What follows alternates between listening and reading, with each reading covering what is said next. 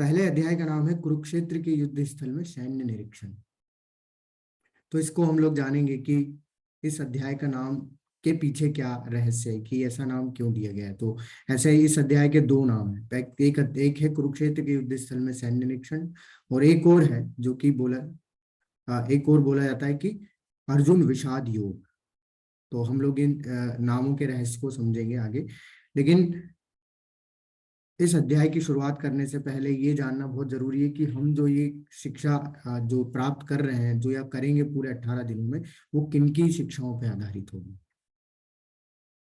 तो ये जानना हमें बहुत जरूरी है कि ये जो भगवत गीता हम लोग इतना आसानी से पढ़ रहे हैं, उसके पीछे किनका संघर्ष है, जिनके माध्यम से कि हम लोग इतना आसानी से इसको समझने के योग्य बन पा रहे हैं।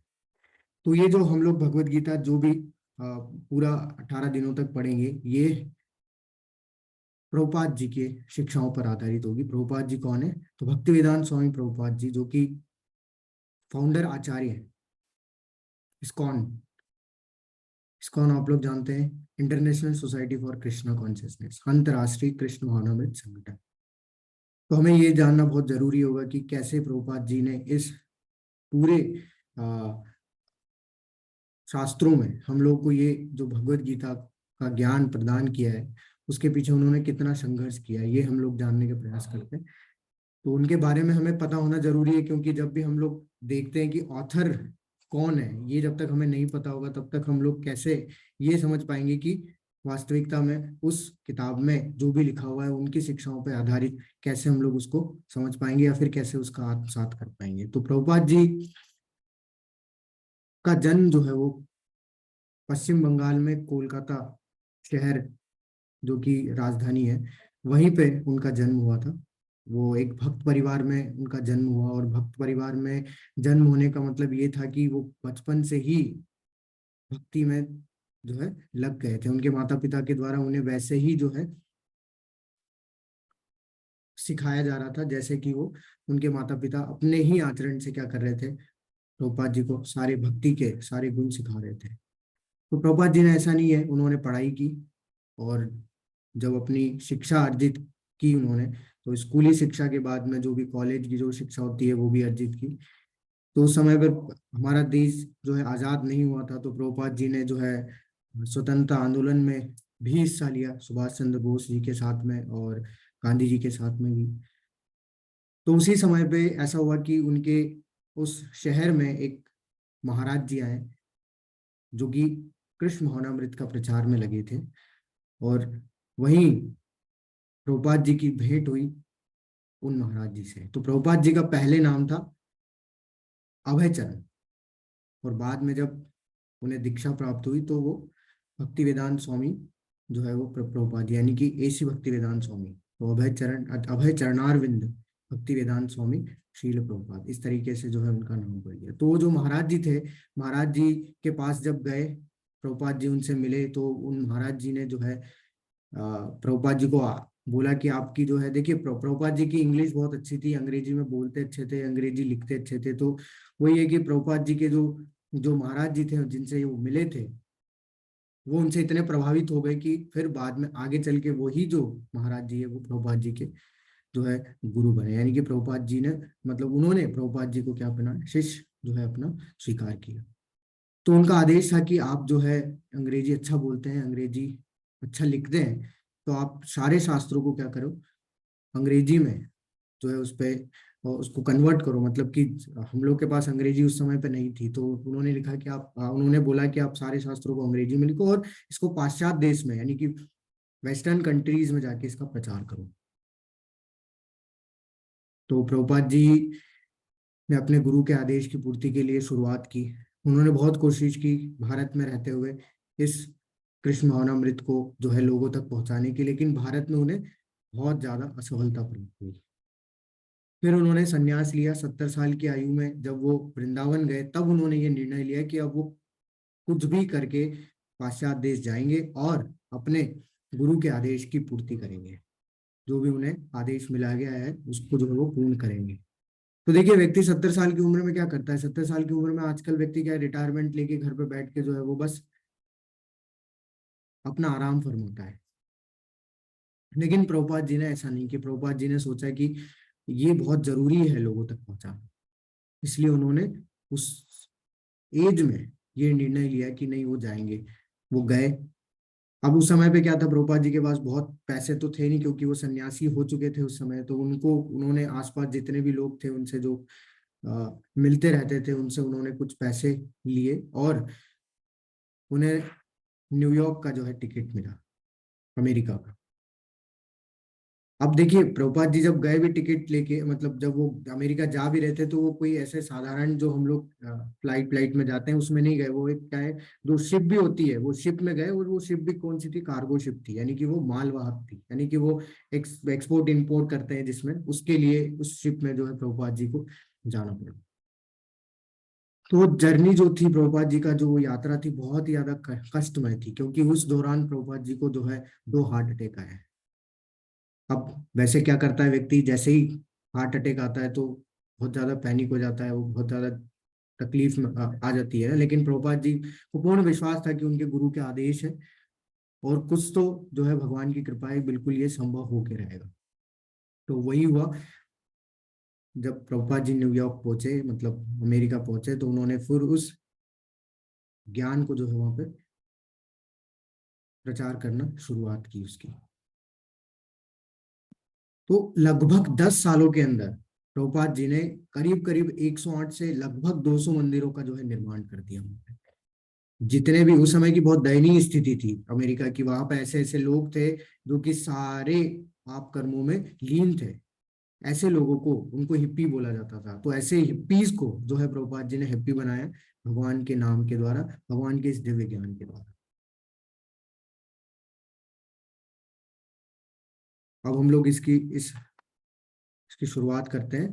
तो ये जो कोर्स आप लोग कर रहे हैं, ये आप सभी लोग जानते हैं, ये श्री श्री राधा गोविंद मंदिर इस्कॉन बेंगलुरु की तरफ से ये कोर्स आयोजित किया गया है। और जिसके की अध्यक्ष हैं हिज ग्रेस नामनीश दास प्रभु जी, जिनके की अध्यक्षता में हम लोग जो है इस कोर्स को जो है समझने का और आनंद लेने का प्रयास कर रहे हैं। अब स्टार्ट करते हैं हम लोग श्रीमद् भगवत गीता। तो हम लोग सब लोग जानते हैं कि इस भगवत गीता को श्रीमद् भगवत गीता बोला जाता है। देखिए, श्रीमद् भगवत गीता का मतलब क्या होता है। इसमें 3 शब्द शब्द हैं, श्रीमद्, भगवत और गीता। श्रीमद् मतलब क्या हुआ, श्रीमद् मतलब सुंदर, भगवत मतलब भगवान के द्वारा, गीता मतलब गीत। तो भगवान के द्वारा एक सुंदर गीत, यानी कि भगवान जो भी बोलते हैं वो क्या बन जाता है, वो बन जाता है गीत। तो भगवान के शब्द क्या है, भगवान के शब्द हैं वेद, उपनिषद। ये भगवान की वाणी है, जितने भी शास्त्र हैं सब कुछ। यानी भगवान का जो भी कृत्य होता है वो साधारण नहीं होता है, भगवान के जो भी कर्म होते हैं वो साधारण नहीं होते। तो वैसे ही जो भगवान यहाँ पे बोल रहे हैं, वो क्या हो गया, वो गीत बन गया। तो ये भगवान स्वयं अपने बारे में बताएंगे, 4 अध्याय में भगवान बोलेंगे, जन्म कर्म च में दिव्य, मेरे जन्म और कर्म दिव्य हैं, साधारण नहीं है। इसलिए इसको क्या बोला जाता है, इस भगवत गीता को गीतो उपनिषद भी बोला जाता है, क्योंकि ये क्या है, भगवान की वाणी है। जैसे आप सभी लोग, हम सब लोग जानते हैं क्या होता है कि भगवत गीता जब देखा हमने कि इस संसार में, भौतिक संसार में हम लोग देखते हैं कि कितने सारे गाने आते हैं ना, कितने सारे गीत आते हैं, बॉलीवुड के हो गए, टॉलीवुड के हो गए, अलग अलग गाने आते हैं। हॉलीवुड के गाने हम लोग सब सुनते हैं, लेकिन क्या सारे गाने हम लोग अभी तक सुनते आ रहे हैं? नहीं। कोई एक गाना आता है, वो फेमस होता है, वो ट्रेंड करता है, लेकिन फिर कोई उससे अच्छा गाना आता है, फिर वो ट्रेंड करता है। ऐसा कोई गाना नहीं है जो एकदम शाश्वत अभी तक चला आ रहा है, जिसको सुनते रहते हैं। लेकिन जो भगवान के द्वारा गाया गया गीत है, जो भगवत गीता है, ये 5,000 साल पहले भी था, और अभी भी हम लोग इसको सुन रहे हैं और समझने का प्रयास कर रहे हैं। ये है भगवत गीता की महानता। कभी एक प्रश्न हम सबके मन में आता है कि अच्छा, भगवत गीता को भगवान ने युद्ध स्थल में ही क्यों बोला? और भी तो जगह हो सकती है ना? क्योंकि भगवान तो अर्जुन के साथ हमेशा सब जगह रहते हैं, लेकिन फिर युद्ध स्थल को ही चुना क्यों भगवान ने भगवत गीता बोलने के लिए? तो देखिए, भगवान हमें जो भी चीज इस पूरे भगवत गीता में बताएंगे ना, उसके हर चीज के पीछे एक रहस्य है। वो ऐसे ही नहीं बोला जा रहा है। ठीक है, तो भगवान ने भगवत गीता युद्ध स्थल में क्यों बोली, वो हमें ये सिखाने के लिए कि कब हमें भगवत गीता अपने जीवन में प्रयोग में लानी है, कब हमें उसका प्रयोग करना है, क्योंकि हम जानते ही नहीं भगवत गीता का प्रयोग हमें कब करना है। तो जो विषम परिस्थिति होती है, विषम परिस्थिति यानी कैसी परिस्थिति, ऐसी परिस्थिति जहां हम लोग निर्णय लेने के लिए सक्षम नहीं हो पाते, यानी कि हमें क्या करना चाहिए क्या नहीं करना चाहिए, ये ऐसी परिस्थिति को विषम परिस्थिति बोलते हैं। तो वो विषम परिस्थिति को देखते हुए भगवान ने भगवत गीता सुनाई। तो युद्ध स्थल एक ऐसी परिस्थिति है कि ऐसी विषम परिस्थिति है जहाँ पे कि सब क्या हो जाता है, नष्ट हो जाता है, कुछ भी नहीं बच, नाश हो जाए। भगवान ने इसलिए क्या चुना, कि इसलिए उस जगह को चुना कि यहाँ पे सुनाऊंगा, तभी तो लोगों को समझ में आएगा।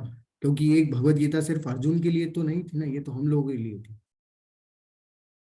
तो भगवान फ्यूचर सोच के ये सब चीज जो है डिसाइड की। दूसरी चीज एक और है, एक साधारण सा एग्जांपल मैं आपको बताता हूँ कि जैसे अगर कहीं हम लोग रोड पे जा रहे हैं और कहीं पे लड़ाई हो रही है ना, कहीं पे भी दो दो दो पक्षों में अगर लड़ाई हो जाती है और व्यक्ति कितना भी जल्दी में क्यों ना हो, लेकिन रोड पे क्या करता है, थोड़ी देर रुक के देख लेता है कि यार लड़ाई किसकी हो रही है ना। वो जो जहां भी लड़ाई होती है वो आकर्षण होता है, आकर्षण का केंद्र होता है। तो वैसे ही जहाँ ये जो महाभारत का युद्ध था, ये भी एक आकर्षण का केंद्र था, और जितने भी देवी देवता राक्षस सभी जो है इस युद्ध स्थल पे अपनी आंखें गड़ाए हुए बैठे थे। तो भगवान ने सोचा कि ये एक सही टाइम है इस भगवत गीता को सुनाने का। तो विषम परिस्थिति हमारे लिए सबसे महत्वपूर्ण है कि हमें ये पता होना चाहिए कि हमें इस भगवत गीता को कब जो है यूज करना है।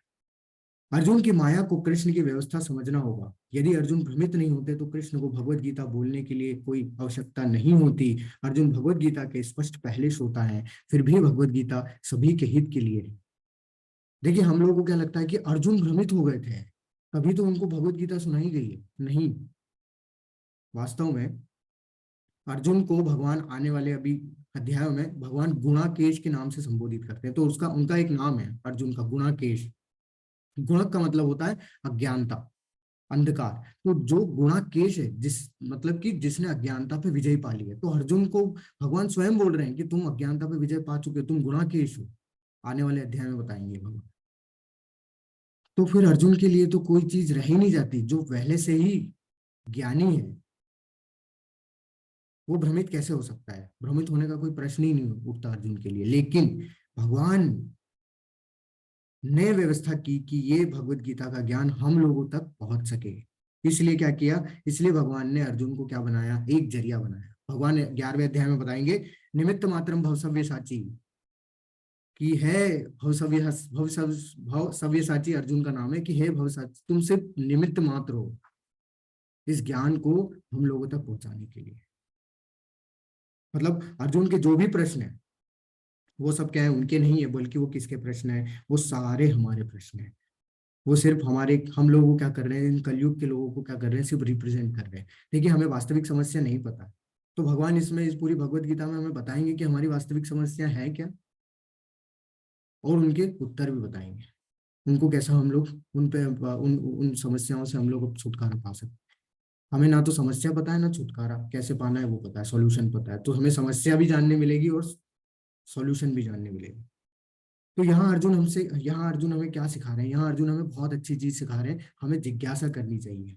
हम अगर जिज्ञासा नहीं करेंगे तो हम लोग कभी भी किसी भी मार्ग में आगे नहीं बढ़ पाएंगे, और खासकर आध्यात्मिक मार्ग में कभी भी अपने आप को हम लोग आगे नहीं बढ़ पाएंगे। और जितने भी हमारे शास्त्र हुए हैं वो सब किसके माध्यम से आए हैं, किस जरिए से आए हैं, वो जिज्ञासा के ही जरिए से आए हैं। तो अगर हम भी जिज्ञासा करेंगे तो, जिज्ञासा मतलब कैसी जिज्ञासा, यानी जिज्ञासा हमें ये करनी है कि हम लोग इस संसार में हैं, हमारे पास सब कुछ है, लेकिन फिर भी हमें दुख क्यों भोगने पड़ रहे हैं। हमारा वास्तविक जीवन का लक्ष्य क्या है हमें तो पता ही नहीं ना। हम बस यही है, एक छोटा सा लक्ष्य बना के उसको अर्जित कर लेते हैं बस, लेकिन फिर भी दुख है। सब लोगों के पास सब होते हुए भी दुख में है, क्योंकि जीवन का लक्ष्य नहीं पता, वास्तविक सुख कहाँ मिलेगा ये नहीं पता, क्यों ऐसा हमारे साथ हो रहा है बार बार ये नहीं पता। तो अगर हम लोग भी जिज्ञासा करेंगे तो हमें ये सब चीजों के उत्तर प्राप्त होंगे। महाभारत में एक श्लोक आता है, बहुत ही महत्वपूर्ण श्लोक आता है, आहार निद्रा भय मैथुनम च सामान्य में तत् पशु भी नराणाम धर्मो ही तेषाम अधिको विशेषो धर्मो धर्मेण ही नाम पशु भी समान। उसमें बताया गया है कि जो आहार निद्रा भय और मैथुन, ये चार तरीके की चीजें हैं जो कि हम करते हैं और जानवर भी करते हैं। आहार यानी खाना, निद्रा यानी सोना, भय यानी रक्षा करना, मैथुन यानी कि बच्चे पैदा करना। तो ये मनुष्य भी करता है और जानवर भी करते हैं। तो ये दोनों, ये चारों चीज जो है वो मनुष्यों में जानवरों में समान है। लेकिन अगर आप इसको ध्यान से देखें तो ये जो आहार, निद्रा, भय और मैथुन है, ये चारों चीज जो है मनुष्य कहीं कम मात्रा में करते हैं, लेकिन जानवर कहीं ज्यादा अधिक मात्रा में करते हैं हमसे। जैसे आहार, जैसे हाथी हो गया, कहीं ज्यादा अधिक मात्रा में खाता है हमसे। निद्रा, तो जो पोलर बियर होता है कितना सोता है, 6 6 महीना सो जाता है। भय यानी रक्षा, तो हमारे पास अस्त्र शस्त्र नहीं होते हुए भी हम लोग इतने अच्छे से रक्षा नहीं कर पाते जैसे कि जानवर अपनी रक्षा कर ले बिना अस्त्र शस्त्र। बच्चे पैदा करना मनुष्य नहीं कर सकता, मनुष्य क्या लिमिटेड बच्चे पैदा करता है, लेकिन आप देखिए जानवर जो है, मच्छरों के कहीं लाखों में बच्चे पैदा होते हैं, बिल्ली, कुत्ते, सुअर। तो अगर हम भी यही कार्य कर रहे हैं, अगर आहार, निद्रा, भय, मैथुन, तो हम में और पशुओं में कोई भी अंतर नहीं। बस हम लोग क्या हो जाए, हम लोग को क्या बोला जा सकता है, हम लोग को बोला जाता है सोफिस्टिकेटेड एनिमल। एक विवेकवान जानवर है हम लोग, अगर हम भी यही काम कर रहे हैं तो बस आहार, निद्रा, भय और मैथुन। लेकिन हम लोग ऊपर उठ सकते हैं कैसे, बताया गया है धर्मो ही तेषाम अधिको विशेषो। हम लोगों के अंदर एक धर्मों को जानने की जिज्ञासा होती है, हमारी बुद्धि जागृत होती है, सुप्त अवस्था में नहीं होती है। अगर हम लोग उसको जगा के जिज्ञासा करने का प्रयास करेंगे, धर्म को जानने की प्रयास करेंगे, तो हम लोग किससे भी अधिक हो जाएंगे, विशेष, किससे विशेष हो जाएंगे, जानवरों से विशेष हो जाएंगे, ऊपर उठ जाएंगे। और अगर नहीं करेंगे तो पशुओं के समान हम लोग जीवन व्यतीत करते रहेंगे। इसलिए हमें जिज्ञासा करनी चाहिए कि जीवन का वास्तविक उद्देश्य क्या है, हम जीवन कैसे व्यतीत करना है इस भौतिक संसार में रहते हुए। क्योंकि हमारे पास बुद्धि है, भगवान ने हमें बुद्धि दी है, उसको हमें सही ढंग से, सही तरीके से प्रयोग करना है। और वो कहाँ बताया जाएगा कि कैसे प्रयोग करना है, वो भगवान हमें बताएंगे कि कैसे हम इसको प्रयोग कर सकते हैं हमारे इस जीवन में। तो जो 18 अंक है बहुत ही ज्यादा शुभ है, क्योंकि 18 महाभारत में पर्व होते हैं, 18 चैप्टर हैं, 18 पुराण है हमारे शास्त्रों में। 18 दिनों तक ये युद्ध चला था महाभारत का, और 18 अक्षौनी सेना थी, जिसमें से 11 कौरवों के पास थी और 7 जो थी पांडवों के पास थी। सबसे महत्वपूर्ण चीज है कि भगवत गीता हमें किन विषयों के बारे में बताती है। तो भगवत गीता हमें 5 विषयों के बारे में बताती है। देखिए हम लोग जो भौतिक शिक्षा अर्जित करते हैं, जो स्कूली शिक्षा होती है, कॉलेज में जो सिखाया जाता है, उसमें हम लोग को ये जो भगवत गीता में जिन 5 विषयों की बात की है, ये कहीं नहीं बताया गया है। इसलिए ये सारे ज्ञान से सर्वश्रेष्ठ ज्ञान है। इसलिए भगवान इसको 9वें अध्याय में बताते हैं कि ये सभी विद्याओं का राजा है, क्योंकि ये सब ज्ञान के बारे में बात करता है। अब ये हमें किन किन के बारे में बताएगा, भगवत गीता में हम लोग किन किन के विषयों के बारे में जानेंगे। पहला तो ईश्वर यानी कि भगवान कौन है, उनके और हमारे बीच में संबंध क्या है, उनका स्वभाव कैसा होता है, कहाँ रहते हैं वो, ये सब चीजें हमें पता चलेगी, क्योंकि भगवान स्वयं अपने इस बारे में यहाँ पे बता रहे हैं। उसके बाद जीव, जीव यानी कि आत्मा, तो उसके बारे में पता लगेगा कि वो क्या होता है, उसका भगवान से क्या संबंध है, उसका भी स्वभाव क्या होता है। प्रकृति, वास्तव में प्रकृति क्या होती है, किसके अधीनता में, किसके अध्यक्षता में काम करती है, कैसे हम लोग प्रकृति में बंधे हुए हैं। कर्म, कौन से कर्म हमें बांधते हैं, कौन से कर्म हमें नहीं बांधते हैं, कैसे हम लोग कर्म करते हुए भी कर्मों के बंधनों से मुक्त हो सकते हैं। और काल, वास्तविकता में काल की परिभाषा क्या है, ये बताएगा, ये बताएंगे हमें भगवान इसमें कि काल होता क्या है, कि अभी तक हम लोग उस चीज को अच्छे से समझ नहीं पाए। तो इन 5 विषयों के बारे में हम लोग समझेंगे, भगवान इस पूरे भगवत गीता के 18 अध्याय में इन 5 विषयों के बारे में हमें डिटेल में बताएंगे। आप सभी लोग जानते हैं कि भगवत गीता में 700 श्लोक है, जिसमें से कि सबसे ज्यादा श्लोक भगवान के द्वारा बोले गए, अर्जुन के द्वारा जो है दूसरे नंबर पे अर्जुन ने सबसे ज्यादा, तो वही है, अर्जुन ने प्रश्न पूछे, भगवान ने उत्तर दिया। संजय जो है वो सारा वृतांत किसको सुना रहे हैं, धृतराष्ट्र को सुना रहे हैं, तो संजय ने भी जो है श्लोक बोले हैं, और धृतराष्ट्र ने एक श्लोक बोला है, जो कि आज हम लोग पढ़ेंगे, जिससे कि ये भगवत गीता का शुरुआत होगी। तो आप सभी का स्वागत है इस भगवत गीता के सत्र में। तो हम लोग भगवत गीता की शुरुआत करने से पहले ये जानना चाहेंगे कि भगवत गीता, इस गीता की महानता क्या है, और भी जो बड़े बड़े आचार्य हैं वो क्या बोलते हैं भगवत गीता के बारे में। तो आदि शंकराचार्य जी द्वारा एक गीता महात्म्य करके एक ग्रंथ लिखा गया, उसमें उन्होंने गीता की महिमा के बारे में बताया। वो बताते हैं, गीता शास्त्रमिदं पुण्यम यः पठेत प्रयतः पुमान् विष्णुः पादम अवाप्नोति भय शोकादि वर्जितः। भगवत गीता दिव्य साहित्य, जो इसे ध्यान पूर्वक पढ़ता है और इसके उपदेशों का पालन करता है, वो भगवान विष्णु का श्रेय प्राप्त करता है, जो कि समस्त भय तथा चिंताओं से मुक्त है। तो आदि शंकराचार्य जी बता रहे हैं कि ये जो भगवत गीता है, साधारण पुस्तक नहीं है, दिव्य साहित्य है। और बिल्कुल दिव्य क्यों है? क्योंकि भगवान की वाणी है, भगवान दिव्य है, तो भगवान से निकलने वाले जितने भी शब्द हैं या भगवान से जुड़ी हुई जितनी भी चीजें, वो भी सब क्या होती है? दिव्य होती है। तो ये दिव्य साहित्य है, ये साधारण साहित्य नहीं है।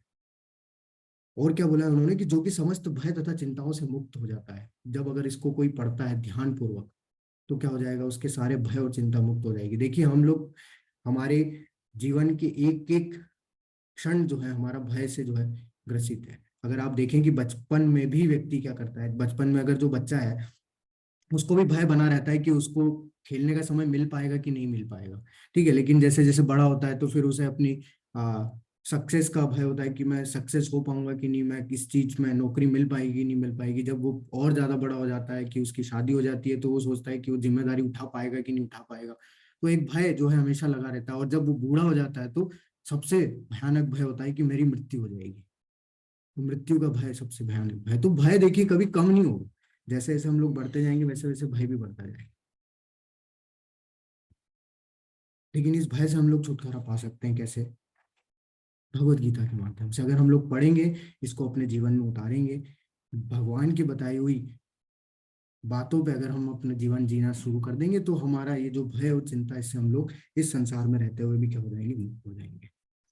आगे बताते हैं, गीता अध्ययनशीलस्य प्राणायाम परस्य च नैव सन्ति हि पापानि पूर्वजन्म कृतानि च। यदि कोई भगवत गीता को निष्ठा तथा गंभीरता के साथ पढ़ता है, तो भगवान की कृपा से उसके सारे पूर्व दुष्कर्मों के फलों का उस पर कोई प्रभाव नहीं पड़ता। तो इससे क्या हो जाता है कि हमारे जो पिछले कर्म है, वो भी धीरे धीरे धीरे धीरे धीरे समाप्त होते जाते हैं। वो कैसे होंगे? भगवान स्वयं बताएंगे। उसका जरी उसकी कैसी उसकी प्रोसेस क्या है, वो भगवान बताएंगे कि कैसे पूर्व जन्म के कर्म भी हमारे जो है कैसे हो जाते हैं। जितने भी हमें जो फल मिले हैं, वो भी धीरे धीरे धीरे धीरे समाप्त होते चले जाते हैं, सिर्फ और सिर्फ भगवत गीता को निष्ठा तथा गंभीरता से पढ़ने से। शंकराचार्य जी आगे बताते हैं, गीता सुविधा कर्तव्य किमन्यु शास्त्र विस्तर है या स्वयं पद्मनाभस्य मुख पद्माद विनीशतरा। क्योंकि भगवत गीता भगवान के मुख से निकली है, अतएव किसी अन्य वैदिक साहित्य को पढ़ने की आवश्यकता नहीं है।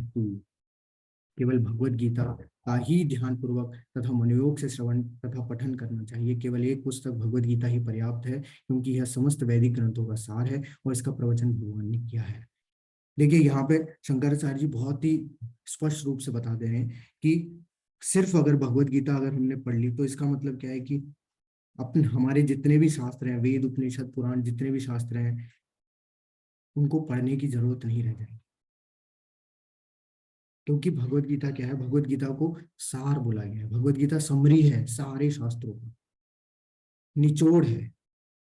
देखिए, कलयुग में लोग बोलते हैं कि हमें वेद पढ़ना पड़ चाहिए, पुराण पढ़ना चाहिए, उपनिषद पढ़ना चाहिए। अगर हम लोग एक एक चीज को अगर समझे, तो पूरी भगवत गीता में अभी हमने देखा 700 श्लोक है, और वेद हमारे 4 हैं। हर एक वेद के अपने अपने पार्ट हैं। उसमें कहीं कहीं 10-10 हजार से लेके 18-18 हजार से भी ज्यादा श्लोक हैं।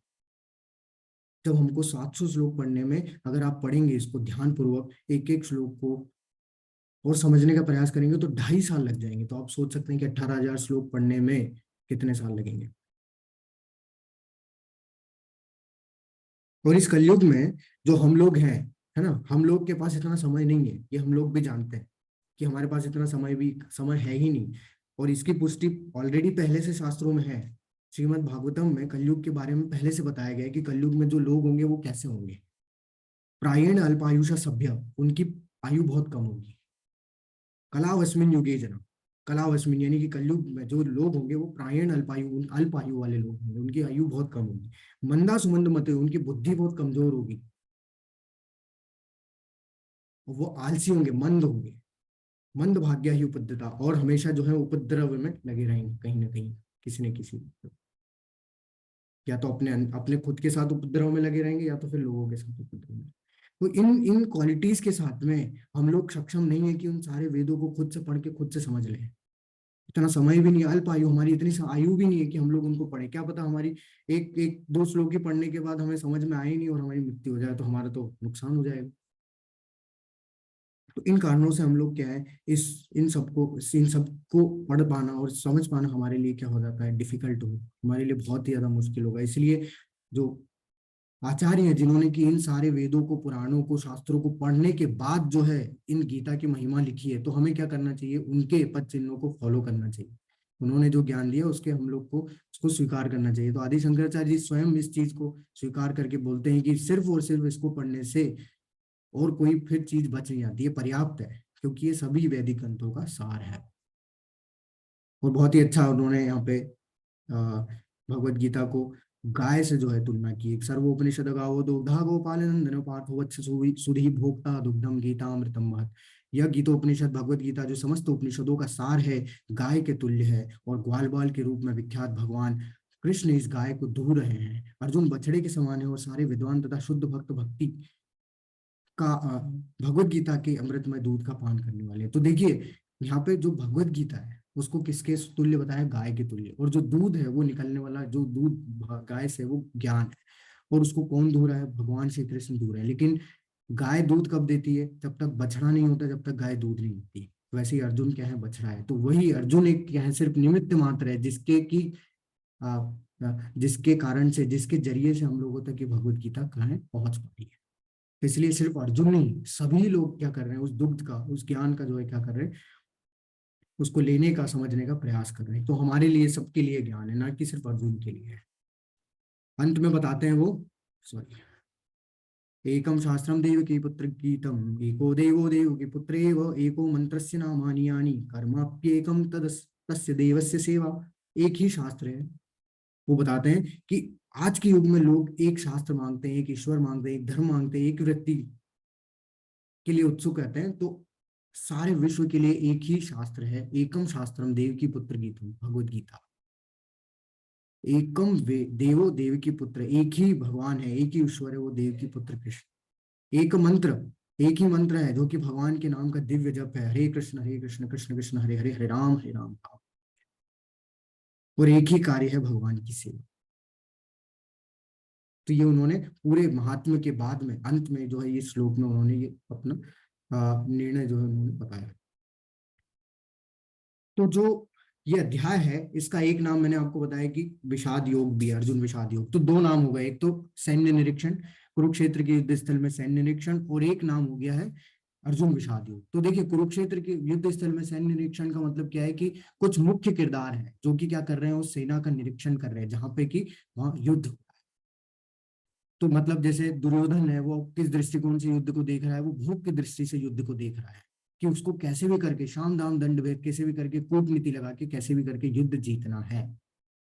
लेकिन जो धृतराष्ट्र है वो किस दृष्टिकोण से देख रहा है कि जो पांडव है और कौरव है, इनके बीच में क्या हो रहा है, युद्ध हो रहा है। बस वो इस दृष्टिकोण से देख रहा है। उन्होंने पांडवों और कौरवों को क्या कर दिया, अलग कर दिया। अर्जुन है वो किस दृष्टिकोण से युद्ध को देख रहा है, वो अपने सगे संबंधियों को, सभी को उस पूरे युद्ध स्थल में देख रहे हैं।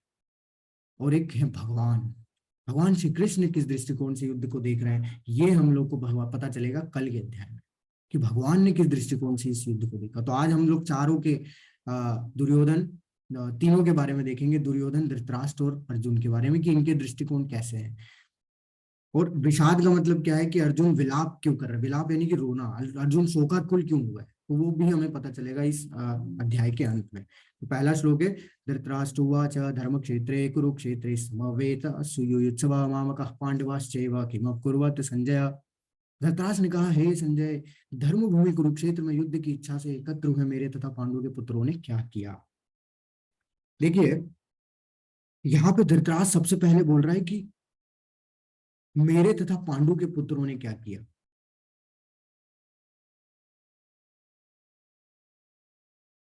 तो मेरे और पांडु के पुत्र, यानी कि धृतराष्ट्र ने क्या किया, अपने पुत्रों को और पांडु के पुत्रों को क्या कर दिया, अलग अलग कर दिया। अगर हम देखें तो पांडु पुत्र भी, जो पांडव थे, वो भी क्या है, एक तरीके से धृतराष्ट्र के ही पुत्रों के समान थे। लेकिन फिर भी उन्होंने क्या किया, दोनों को अलग कर दिया।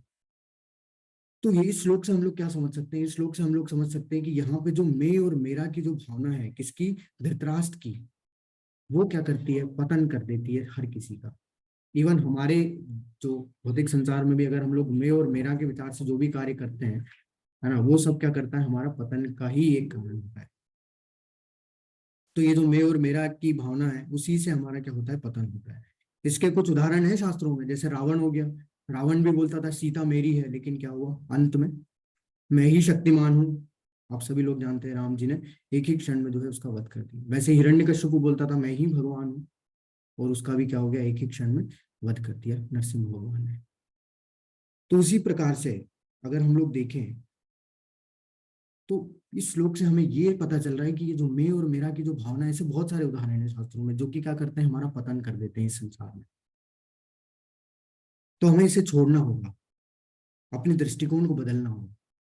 उस लेकिन क्या अपनाए फिर हम लोग, वो आने वाले अध्याय में भगवान स्वयं बताएंगे कि क्या आपने हमें अपनाना है, इसे मैं और मेरा भावना छोड़ के कौन सी भावना को फिर हमें अपनाना है। दूसरी चीज यहाँ पे सबसे महत्वपूर्ण चीज बोली जा रही है कि धर्म क्षेत्र कुरुक्षेत्र, कुरुक्षेत्र को धर्म क्षेत्र बोला जा रहा है। यानी कि ऐसा क्षेत्र जहाँ पे धर्म की खेती होती हो, जहाँ की धर्म का ही जो है हमेशा विजयी होगी। और ये जानते थे कौन, धृतराष्ट्र। तो धृतराष्ट्र पहले ही संबोधन कर दे रहे हैं कि वो धर्म क्षेत्र कुरुक्षेत्र है, मतलब कि उनके अंदर भय था कि जो पांडव है वो तो धर्मी है, वो धर्म के साथ में, धर्म के पक्ष में है। तो ये कहीं उनके साथ में, कौरवों के साथ में मिलके जो है वो इस युद्ध को ऐसे ही समाप्त ना कर दें। क्योंकि धृतराष्ट्र को भोग की भावना थी कि उसे राज्य चाहिए था, वो चाहता था कि हमारा ही आधिपत्य हो और ये पांडवों का क्या हो जाए, नाश हो जाए। तो वो जानना चाह रहा था। देखिए कोई भी एक, अगर आप कॉमन सेंस लगाइए कि सब लोग युद्ध स्थल में खड़े हैं, तो वो क्यों खड़े होंगे, युद्ध करने के लिए ही खड़े होंगे। लेकिन धृतराष्ट्र के मन में भय था कि ये लोग क्या कर रहे हैं, ये युद्ध कर रहे हैं नहीं कर रहे हैं, ये कोई संधि तो नहीं कर रहे हैं, संधि नहीं चाहता था वो। तो वो इसलिए जो है संजय से पूछता है कि ये युद्ध कर भी रहे हैं या फिर ऐसे संधि तो नहीं कर रहे हैं, क्योंकि उन्हें पता था कि वो धर्म के साथ में और वो कैसे भी करके इनको जो है संधि करवा सकते हैं। लेकिन भय के कारण से उन्होंने ये प्रश्न पूछा। आगे देखते हैं हम लोग। अब होता क्या है कि संजय जो है वो बोलते हैं यहाँ पे, संजय आप लोग जानते हैं, संजय जो है धृतराष्ट्र के मंत्री हैं, और वो वास्तव में उन्हें जो है वो व्यासदेव जी के शिष्य हैं। तो उन्हें व्यासदेव जी के द्वारा दिव्य दृष्टि प्रदान की गई थी, जिससे कि वो सारा वृतांत जो भी महाभारत में हो रहा है, वो महाभारत कुरुक्षेत्र के युद्ध स्थल में हो रहा है, वो किसको सुना सके, धृतराष्ट्र को सुना सके।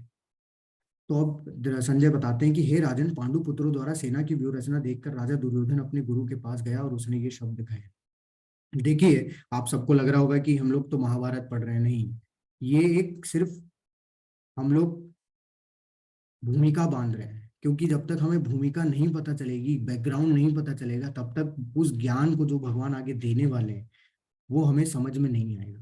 तो ये एक भूमिका बन रही है, और अंत में आपको पता चलेगा कि वो भूमिका का अंत क्या है। क्योंकि वो भूमिका जब बनेगी, जब बेस बन जाएगा, उसी बेस के आधार पर भगवान जितना भी आगे ज्ञान देंगे, वो सब में कहीं पे भी महाभारत नहीं। ये सिर्फ बेस बना रहे हैं। आगे कहीं भी ऐसा नहीं होगा कि कैसे युद्ध किया, दुर्योधन ने कौन सा बाण छोड़ा, ये कहीं नहीं लिखा रहेगा। आगे भगवान हमें वास्तविक जो ज्ञान हमें चाहिए इस संसार में रहने के लिए, हमारी समस्याएं जो है वो उनको स्वयं सारा सॉल्यूशन भगवान आगे देंगे। लेकिन वो समस्याएं पहले पता तो चले हुए क्या। तो वो यहाँ पे एक भूमिका के आधार पर हमें वो समस्या पता चलेगी।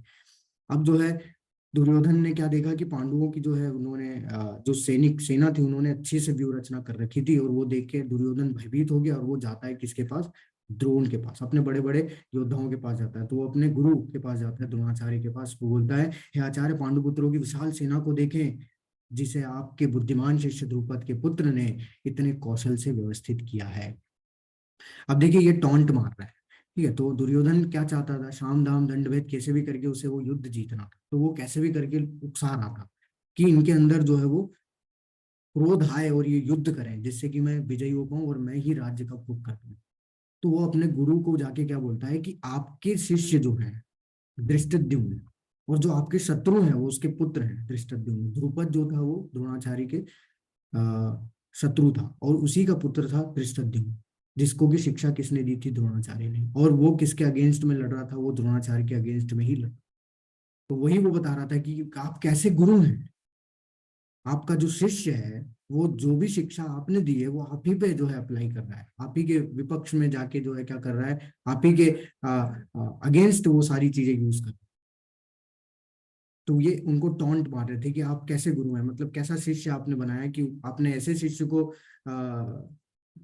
शिक्षा दी जो कि आप जो भी शिक्षाएं आपने दी वो आपको मारने के लिए जो है प्रयोग में ला रहा है, दूसरे विपक्षी दल के साथ में अपने आप को रख के। अब ऐसा करके करते वो क्या है, वो सबके पास में गया, भीष्म पितामह के पास भी जाता है वो। लेकिन भीष्म पितामह देख लेते हैं कि ये तो बहुत डरा हुआ है, तो उसको थोड़ा सा जो है उसके भय को दूर करने के लिए भीष्म पितामह क्या करते हैं, अपना कर्तव्य का पालन करते हैं। वो क्या करते हैं, तब कुरुवंश के वयोवृद्ध परम प्रतापी एवं वृद्ध पितामह ने सिंह गर्जना की सी ध्वनि करने वाले अपने शंख को उच्च स्वर से बजाया, जिससे दुर्योधन को हर्ष हुआ। तो वो क्या करते हैं, शंख बजाते हैं। तो देखिए जब भी युद्ध स्टार्ट होता था पहले समय में, तो सारे जितने भी बड़े बड़े योद्धा होते थे वो सब क्या करते थे, शंखनाद करते थे। तो वैसे ही अपने कर्तव्य का पालन किसने किया, भीष्म पितामह ने। और जैसे ही शंख बजाया थोड़ा सा वो क्या हो गया, उसको हर्ष हुआ, दुर्योधन थोड़ा सा शांत हो गया कि चलो हमारे पास भी बहुत बहुत बड़े बड़े योद्धा हैं जिससे कि हम भी युद्ध जीत पाएंगे। दूसरी ओर से श्वेत घोड़ों द्वारा खींचे जाने वाले विशाल रथ पर आसीन कृष्ण तथा अर्जुन ने भी अपने अपने दिव्य शंख बजाए। वैसे ही पांडवों की तरफ से भी भगवान श्री कृष्ण ने और अर्जुन ने और सारे पांडवों ने जो है अपने अपने शंख बजाए। उस समय हनुमान सेन की ध्वजा लगे रथ पर आसीन पांडुपुत्र अर्जुन अपना धनुष उठाकर तीर चलाने के लिए उद्यत हुआ। हे राजन, धृतराष्ट्र के पुत्रों को व्यूह में खड़ा देखकर अर्जुन ने कृष्ण से ये वचन कहे। अब संजय बता रहे हैं कि अब अर्जुन जो है वो क्या बोल रहे हैं, वो भगवान श्री कृष्ण से बोल रहे हैं। तो अर्जुन का जो रथ था, ठीक है, उसके उसके ऊपर जो एक झंडा लगा हुआ था, ध्वज, उस पे हनुमान जी थे विराजमान। तो जहां पे भगवान होते हैं वहां पे भगवान के भक्त हमेशा होते ही हैं। तो भगवान जिस तरफ थे यानी कि भगवान श्री कृष्ण, तो हनुमान जी भी उनकी ध्वजा पे रक्षा के लिए बैठे हुए। तो अब जो है अर्जुन जो है भगवान से क्या बोलते हैं, अर्जुन ने कहा, है अच्युत, कृपा करके मेरा रथ दोनों सेनाओं के बीच में ले चले, जिससे मैं यहाँ युद्ध की अभिलाषा रखने वालों को और शास्त्रों शस्त्रों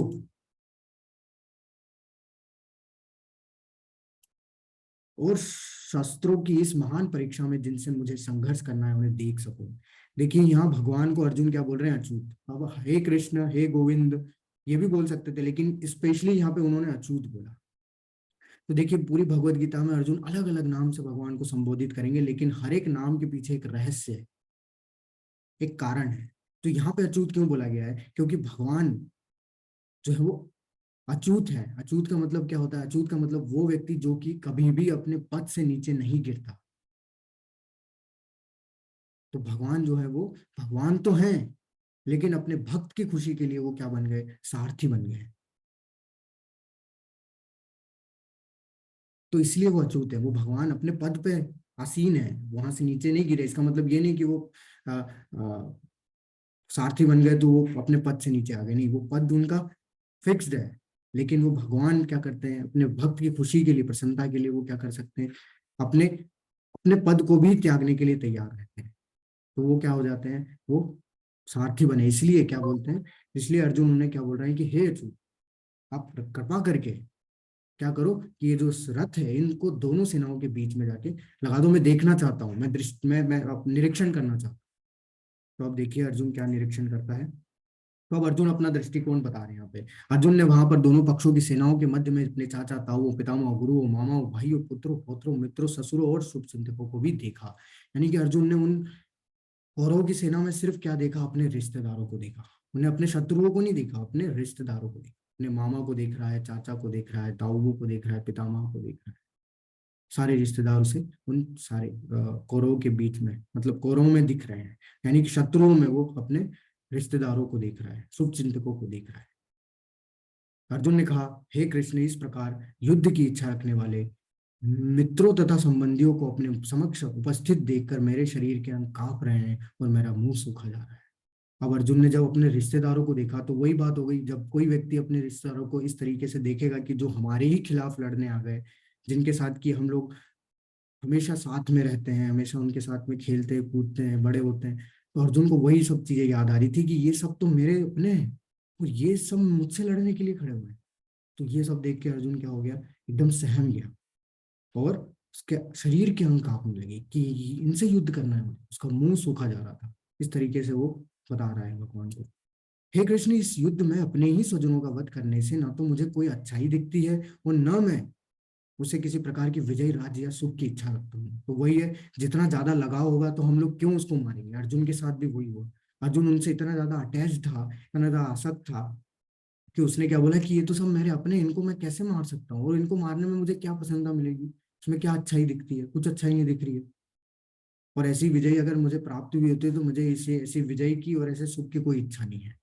इस तरीके से अर्जुन जो है वो भगवान को बता रहा है, हे गोविंद, हमें राज्य सुख अथवा इस जीवन से क्या लाभ, क्योंकि जिन सारे लोगों के लिए हम उन्हें चाहते हैं वे ही इस युद्ध भूमि में खड़े हैं।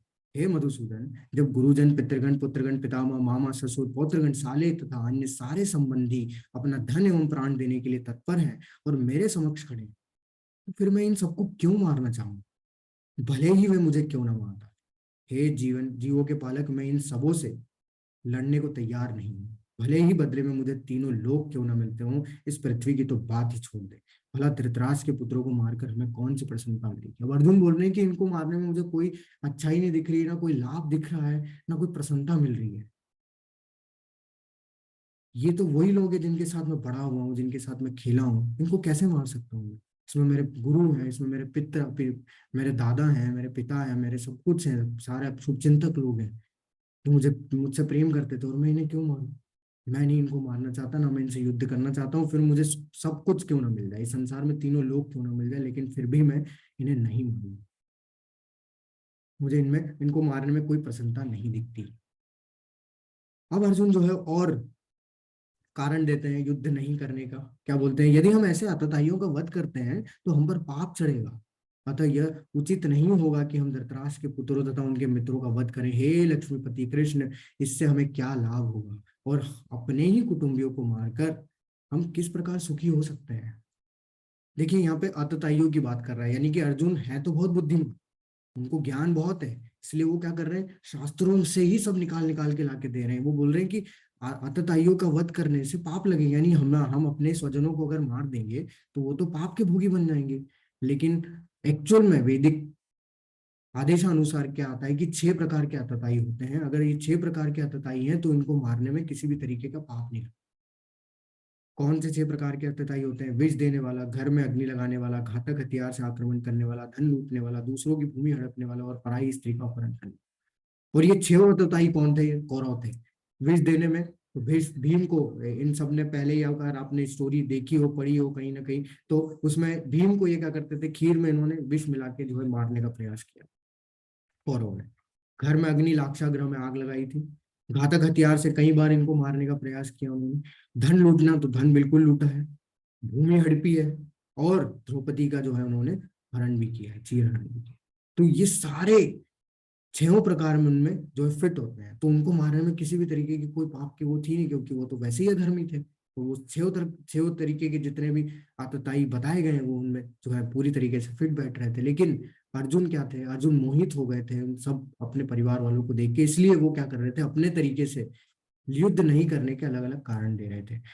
कुल का नाश होने पर सनातन कुल परंपरा नष्ट हो जाती है और इस तरह शेष कुल भी अधर्म में प्रवृत्त हो जाता है। हे कृष्ण, जब कुल में अधर्म प्रमुख हो जाता है तो कुल की स्त्रियां दूषित हो जाती है और स्त्रीत्व के पतन से हे वृष्णिवंशी अवांछित संतानें पैदा होती है, उत्पन्न होती है।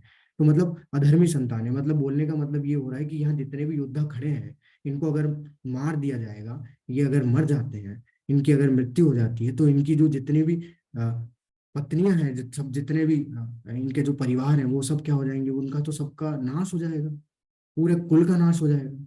और फिर जो बच्चे पैदा भी होंगे वो अधर्मी होंगे। क्यों? क्योंकि उनको ज्ञान देने वाले जो बड़े बड़े लोग हैं वो तो रहेंगे ही नहीं स्कूल में। तो इस तरीके से पूरी जो परंपरा है वो क्या हो जाएगी, नष्ट हो जाएगी।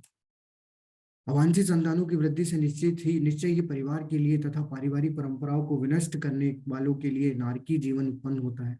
ऐसे पतित कुलों के पुरखे गिर जाते हैं, क्योंकि उन्हें जल तथा पिंडदान देने की क्रियाएं समाप्त हो जाती है।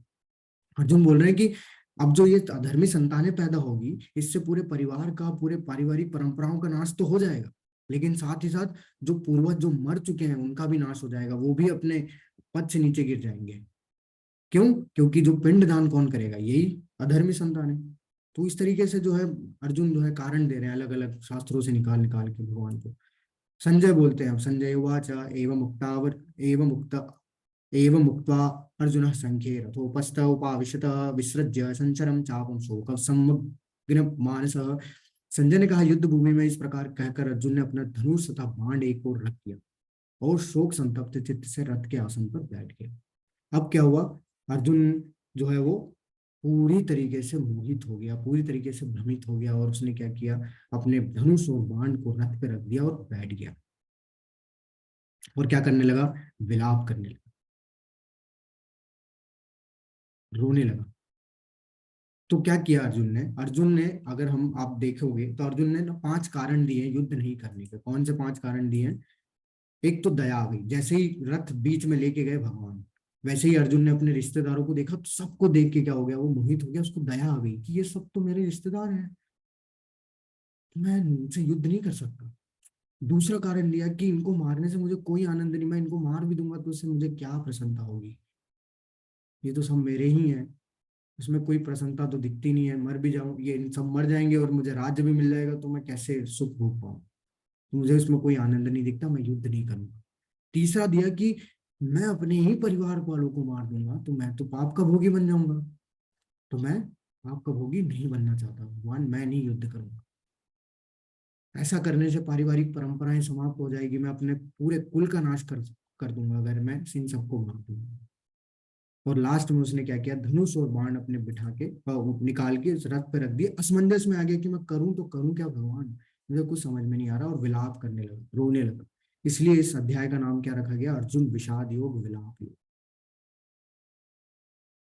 तो ये अध्याय हमारा यही समाप्त होता है। लेकिन अब ये जो 5 कारण दिए हैं, कल से भगवान इन 5 कारणों के बारे में हमें बताएं। क्या वो इन 5 कारणों को स्वीकार करते हैं या इन 5 कारणों को खंडन करते हैं, वो कल के अध्याय से हमें पता चलना शुरू होगा। तो अभी का ये जो हमारा ये अध्याय है यही समाप्त होता है। हरे कृष्णा।